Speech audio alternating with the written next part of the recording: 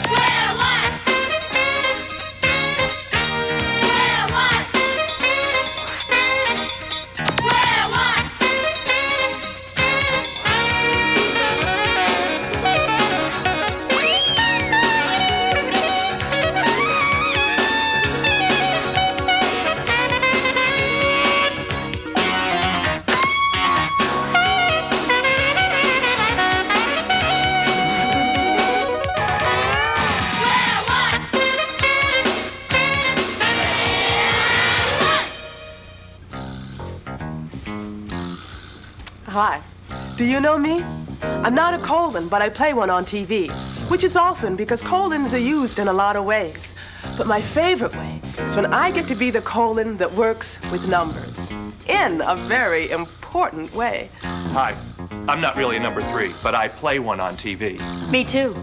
Now see, these two numbers side by side look like the number 32, but when yours truly gets in the middle, the colon makes them a ratio, right guys? Right.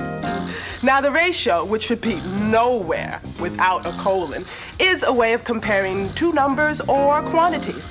All right, let's say for instance you have 2 candy bars and 3 friends. Well,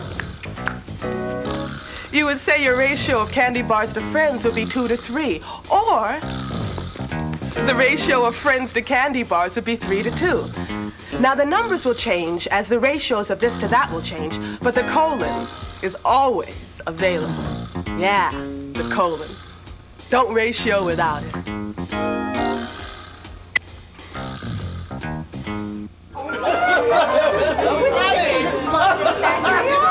I love my favorite. Who was it? Hi, Camille. Ooh, a fool.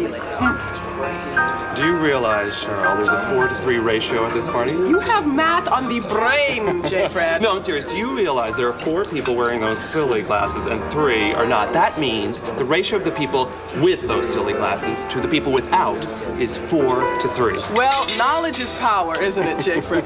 But do you think that ratios have any social significance other than people just having a little fun and being a little crazy? Well, frankly, I think it's very juvenile. I'm glad that you and Camille haven't stooped to such low comedy. Oh, well, you're welcome, you're welcome. I always pride myself on my dignity. Cheryl, you disappoint me. Why? Besides looking utterly ridiculous in those glasses, you just changed the ratio in the room. What ratio? The ratio of people wearing those silly glasses to those not wearing them. It's no longer 4 to 3. It's now 5 to 2. Well, then pretty soon you're going to be surrounded by us. Not as long as there's me and Camille. Camille, thank goodness you're not acting ridiculous and wearing those silly glasses. Oh, hi, J. Fred. Do you realize you just changed the ratio in this room? Ooh, I did? The ratio is now 6 to 1. Oh, 6 to 1 of what, J. Fred? I am the only person in this room not wearing those silly glasses. Oh, J. Fred, let's abolish ratios. No. You can't abolish ratios. Even if everyone in the room were wearing those silly glasses, the ratio is then 7 to 0. Oh, J. Fred. No, I don't want to. No. Look, everybody, J. Fred has finally joined the party. Fred is a bug's ear. Oh, I don't believe we've met. My name is J. Fred. Luna. Your name is Luna? Yes. That's a very unusual name.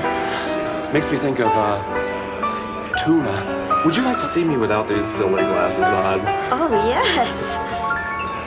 Oh, would you like to see me without my silly glasses on?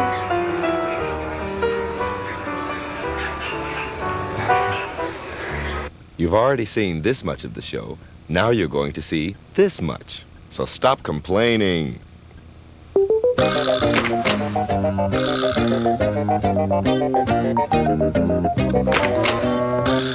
That was amazing. Great. Oh, I have something a little something special for you. This is a bird in a cage. You can touch it, and you see, you put your hand right up on the cage. And no, your hand, the whole flat of your hand, right up on the, your hand on top of the cage, your other hand on the back of the cage, your other hand on the front of the cage. And then quickly, it disappears like that. So I thought you'd like that. I have something else for you. I have to recover first. Oh, that's here's a prediction. A prediction. I want you to hold on to this just like that. Okay. And that prediction plays an important part in what we're about to do right over here. Okay. Now, I'm going to ask you, first of all, Larry, to write down any 3-digit number with 3 different digits. Here, use my pen. And write it down across there and big enough for everybody to read. Okay. In the meantime, I have a dollar bill right here. And I want to show you an interesting kind of puzzle. Notice the picture of Mr. Washington, our first president. Now, if I wanted Mr. Washington to stand on his head, as he no doubt would if he were around today, I could do it that way. Yeah, that's the easy way, but that's no puzzle. Watch this. Now, I'm just going to fold this in half. Now, I haven't turned it over, have I? No. Okay, I'm just going to fold it one more time. Like that. I haven't turned it over. No. Okay. Fold it one more time like that. See, I haven't turned it over, have I? No. Not yet. Okay, let me open it up one more time and show you what has happened. And undo it like that. And now it's standing. Now that's something for you to puzzle over. Yeah. Have you written down that 3-digit number? Yes. Okay. Now what I want you to do is to reverse that number and put the smaller below the larger. All right. And subtract. So you have written down 642. Reverse it, 246, and you come up with 396. Right. Now, with 396, you reverse that and add them together. Okay. And what the answer will be is what I have predicted in your hand.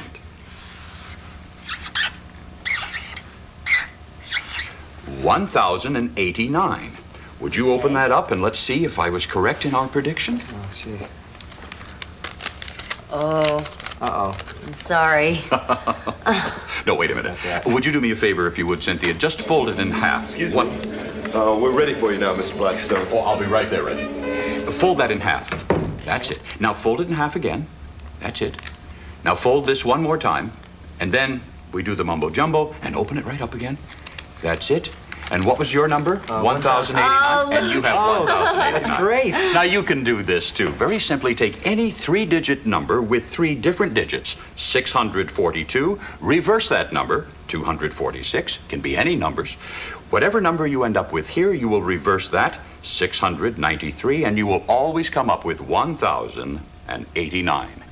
You try it. I have to run. Okay. Think about that. Okay. Thank you. Have a good Try show. it with another number right Okay, now. great. All right. Okay, let's see here. Think of a number. It may sound silly, but this man has a problem with his apples. Let's see if he can solve it. Well, I'm a pretty smart cat, and I know they say that an apple a day keeps the doctor away. But you gotta help me, Doc, here's what it's about. Got a bad apple problem, can't figure it out. Got an after-school job at the bakery, peeling apples for the dude who makes the pies, you see. Well, I can peel 40 apples in an hour flat, but this chick named Maria can do double that. I think I see the problem, I know what you mean. Maria's done a number on your self-esteem. You consume an apple envy, you're hostile and sore. You feel she's all the feeling, she's rotting to the core. Problems tearing him apart. Problems upset his apple cart. Now here's the problem. This afternoon, the boss said, I need 360 apples soon. I said, I can peel 40 in an hour, fine. But 360's gonna take me 9. Maria pipes up, starts to laugh, says, I can do the job in only 4.5. The boss says, kids, give my ears a break. If you do the job together, how long's it gonna take? If we do the job together, how long's it gonna take? I think I see the problem. You're tense and tired. You're terrified her apple skills are gonna get you fired. As a consequence, you're crabby to Maria and your boss. You have this dream in which you crush them into applesauce. Problems, he really flipped his lid. Busted hero, he's got a broken kid. No, that's not the problem. Here's the deal. 40 apples in an hour's what I can peel. Maria can do 80, so together we got 120 apples in a 1 hour shot. He needs 360. That isn't enough. Wait a minute, Doc, I'm working out this stuff. 120 in one, 360 in what? But that's several times as many as the apples you've got. 3 times as many apples, 3 times as long, 3 times as many hours if we're going strong. So take 1 hour and multiply by 3, and that's 3 hours of working for Maria and me. I think I see the problem, but look at the clock. I solved my problem. See you later, Doc. Okay, now when you get your tools out and you're all ready to solve a problem, sometimes it doesn't work out and you've got to use them in a different way. You think I'm kidding?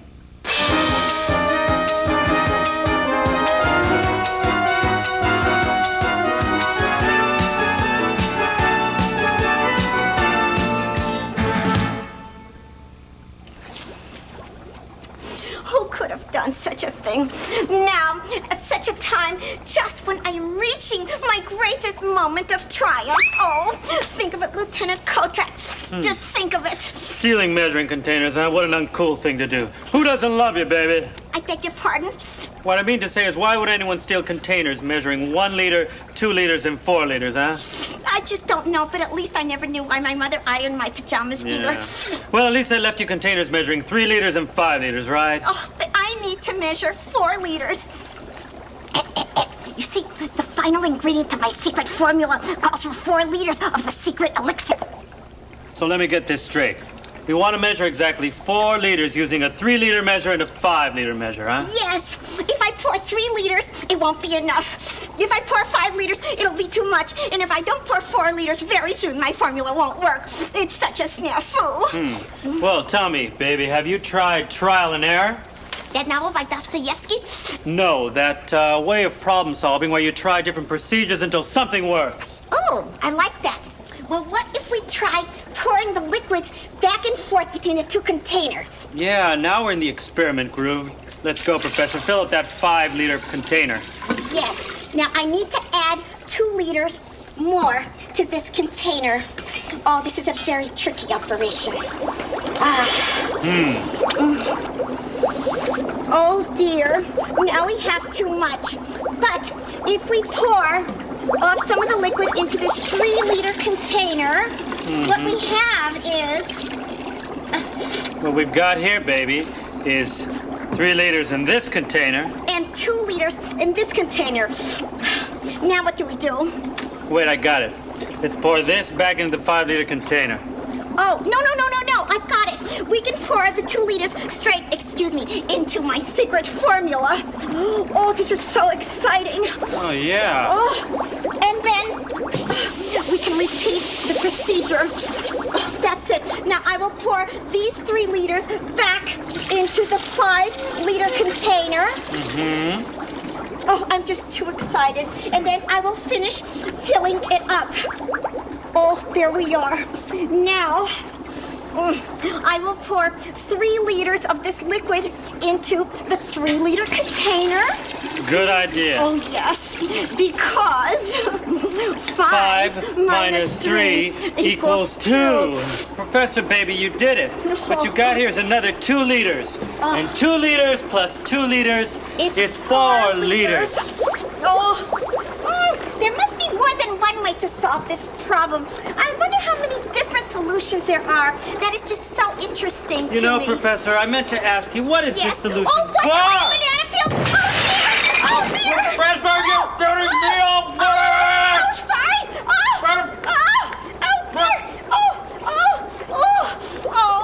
It's my new super fertilizer for growing grass. Oh, I'm afraid to look. Did I get you very wet, Lieutenant Coatrack? Yes, Professor Baby, I'm afraid so. Oh, glory be, it works! Could you direct me to your nearest lawn mowing service? I'm afraid I need a haircut.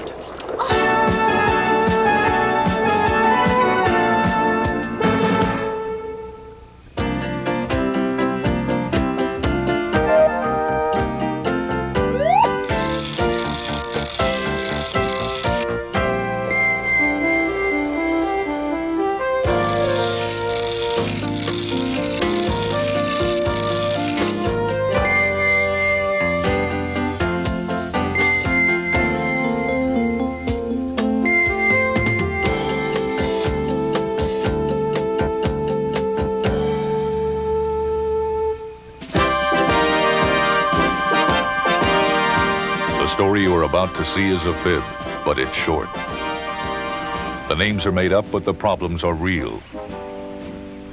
Los Angeles, California, 4:43 p.m. The coastal winds had died down enough for the poems of John Greenleaf Whittier, which had been blowing around, to have been collected. We were working the day watch out of Mathnet. My partner is George Franklin. The boss is Thad Green. My name is Monday. I'm a mathematician. We had spent all week working on what we thought were two separate problems, a kidnapping and a robbery. And then the two problems seemed to come together, but they didn't suggest a solution. We fast-forwarded through a couple of scenes from the week's show. I've got something, Mathnetters. That was fast. Boy, computers sure make it easier, don't they? If I had to go through all that data by hand to find 1957 Chevys, it could take weeks, to say nothing of the mistakes that could be made. We're looking for one with 2 doors. 2 doors. There are 172 of those. And look, one of them is registered to Hans Balpine. License number 00313. Now we knew the name of the owner of the car that had been used in the kidnapping. Meanwhile, a giant hamburger had been delivered to Mr. Orson Charles Kane, the eccentric newspaper publisher. His staff needed to know how much it weighed so they could get the proper equipment to move it. Here's a model of the box. To find its volume, we should multiply its length by its width by its depth. So let's find the area of the top of the box. The length is 6 feet. The width is 6 feet. 6 times 6. The area is 36 square feet. Right, that's the area. But we want to know the volume. So we multiply the area times the depth of the box. So multiply 36 by 4.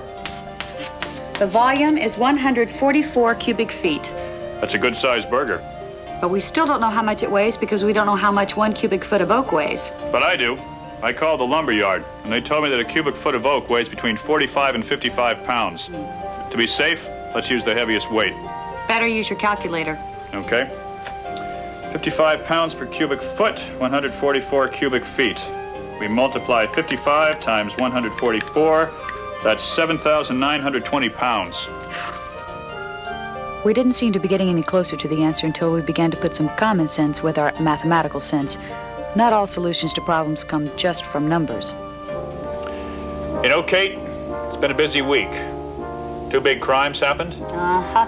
And both of them are solved. Sort of. I know what you mean. Sort of. Hans was kidnapped and he's safe at home. That's good. The diamond was stolen. And we know what happened to it. Even though that isn't that good, at least we know the outcome. Yeah. It doesn't make sense. What do you mean? You first. Okay.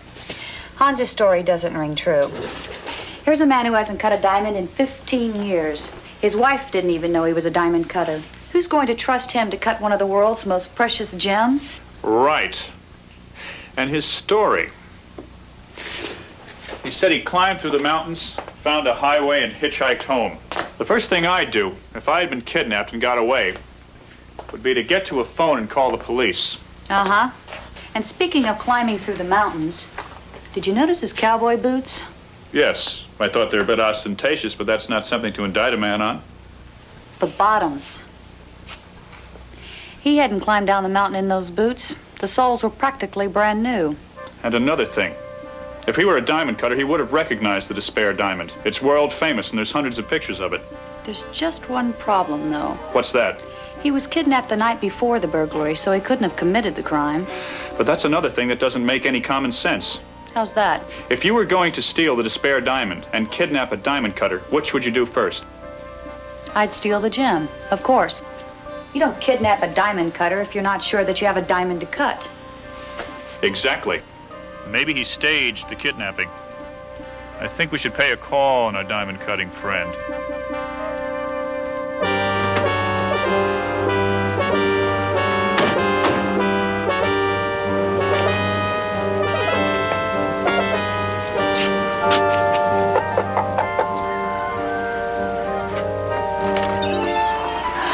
Oh, my friends.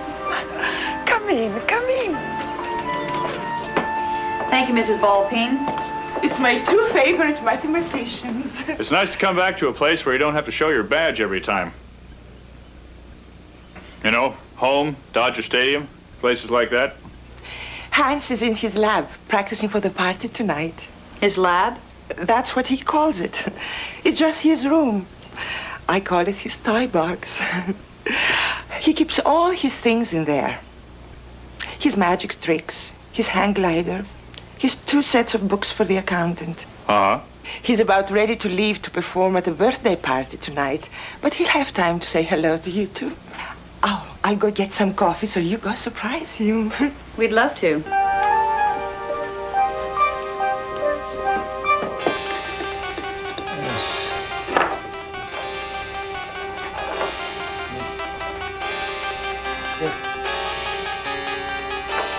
Mr. Baldwin. Yeah! Oh, hello. Good evening. How are you? It's nice to see you. Did we startle you? Oh, yeah, I guess so. I jumped in the air. I don't usually do that when I'm preparing for a party. How do you do? Sorry to trouble you, Mr. Baldwin, but we have reason to believe that the diamond you cut may have been a particularly valuable one. Oh, yes. No question. Yes. My analysis of it led me to believe that it weighed over 200 carats. We think it might have been the Despair diamond. Yes. Funny you should mention that. I was just looking at some pictures of the Despair diamond, and yes, I think you're right. It could be... Mr. Baldwin. Yes. What are these? Old sketches, you know, doodles. Nothing of any import. I don't mind. It's the devil's workshop. Coffee break! Good. Half a cup, George? Yes, please. So, what can I do for you two? We were just in the neighborhood and wanted you to verify this statement on your kidnapping case. Oh, yes. Please sign it. Well, very well. Let me see what we have. Yes, this looks correct.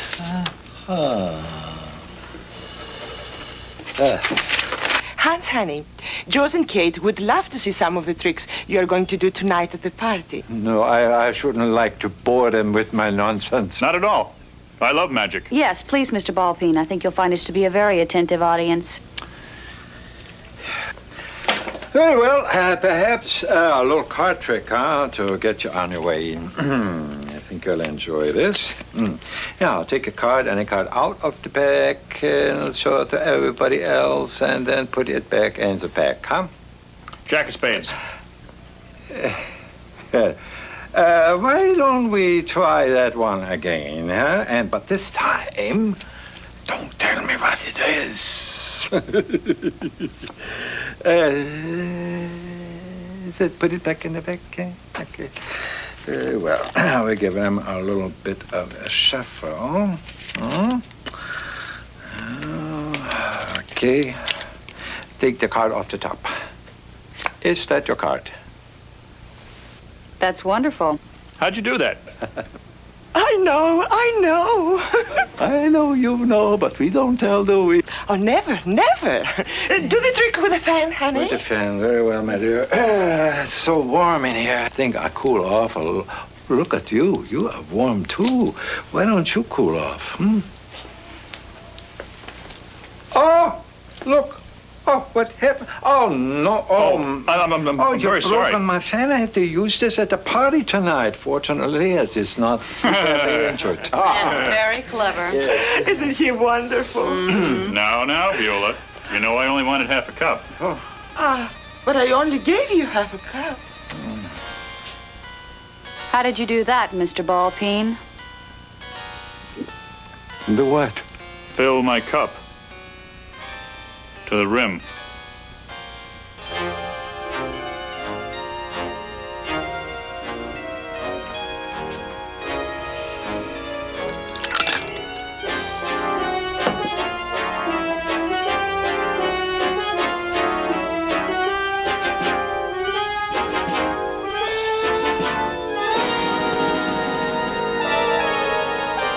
The Despair Diamond. Quite a good trick.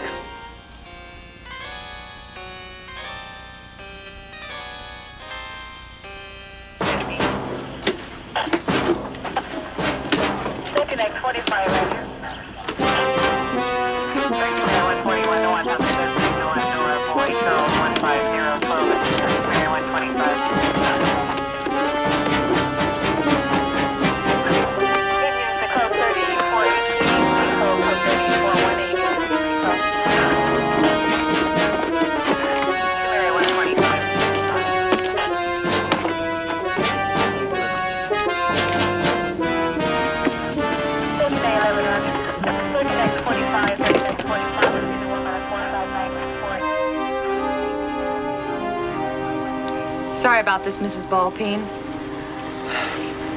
I just don't understand what he was up to. We figure Hans stole the diamond from Mr. Kane. He used the helium from the tanks in the basement here to fly his balloon over Mr. Kane's walls. What about the kidnapping? He just pretended. He really wasn't missing at all. After everyone thought the diamond had been cut up, he was going to cut it himself. Or take it back to Amsterdam and have a real expert cut it. Then he was going to sell it. He had it all figured out. He almost made a grand slam. Uh-huh. Right down to the last trick.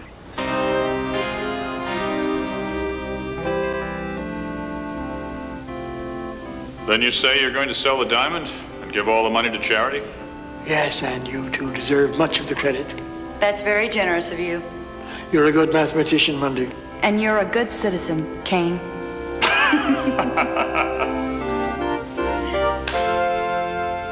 Hans Ballpeen was tried and convicted of a 459, stealing a valuable diamond.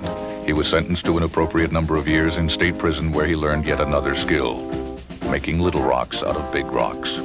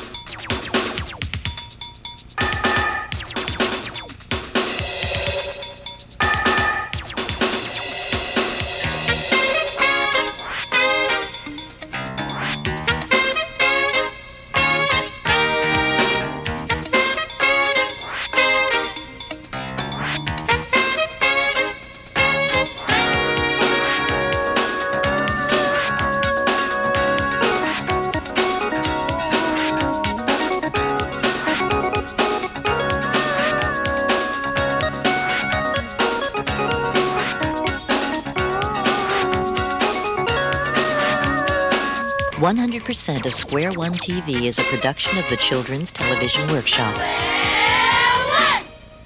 This program was made possible by grants from the National Science Foundation, the U.S. Department of Education, the Corporation for Public Broadcasting, the Andrew W. Mellon Foundation, and the Carnegie Corporation of New York. Corporate funding is provided by IBM. At IBM, we believe education is the key to the future. We are pleased to help support Square One TV as an innovative way to introduce young people to the exciting world of mathematics.